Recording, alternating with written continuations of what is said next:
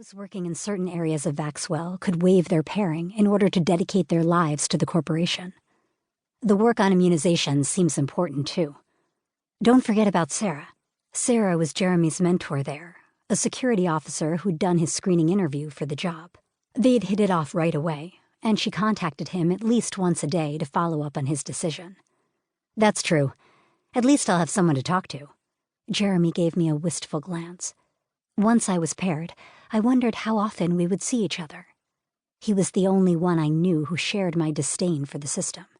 He kept me sane, and I wasn't sure if whoever I paired with, if I paired with anyone, would understand me as well as he did. I'm not going anywhere, I said. We'll keep in touch. Those in front of us muttered to each other about the state of the kiosks. It seemed like only 2 of the kiosks were working now. At least I had an excuse to delay the inevitable. You could not go, you know, he pressed. You already have a future for yourself with your acceptance to school for biomedical engineering. If you got a job, you could get a waiver too. And go against the government's plan for all 18-year-olds? If only it were that simple. As much as I hated what the kiosks represented, the pairing would show the government that I was compliant with the demands of our society.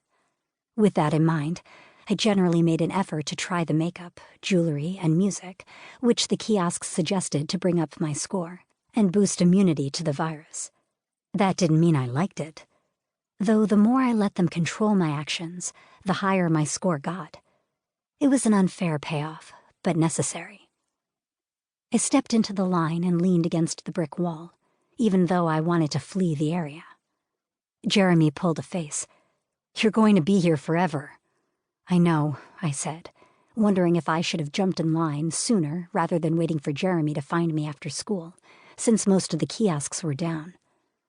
A technician carrying a hard plastic suitcase was walking around the building, most likely to diagnose the glitches at the control panel. Screw this, Jeremy said, lightly squeezing my arm. I'm out of here. I'll talk to you later.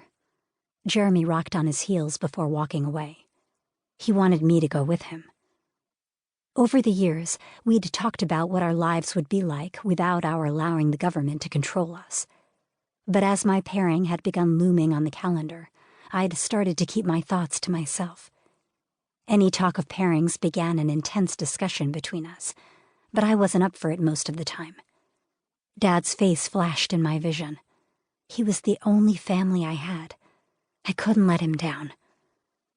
I cringed, thinking of a few years ago when I'd let it slip to Dad that I didn't like how the kiosks policed my appearance and behavior. His stricken expression at my words forced me to swallow them. I hadn't been thinking. Mom had always talked that way, and I supposed I'd figured I could as well, once I started going to the kiosks. I never shared my feelings about the government again after that, though.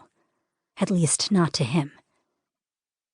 My brave face was the only thing keeping the glue together in our family, and I was never going to be the reason for him looking like that ever again. I took my place in line, pressing myself against the brick wall. Every few minutes, someone would leave the kiosk and we'd move a foot or so forward. I recognized a few others from my class who exited eagerly after receiving their mods. The newest updates were all the others talked about at school, leaving Jeremy and me at the outskirts of those conversations.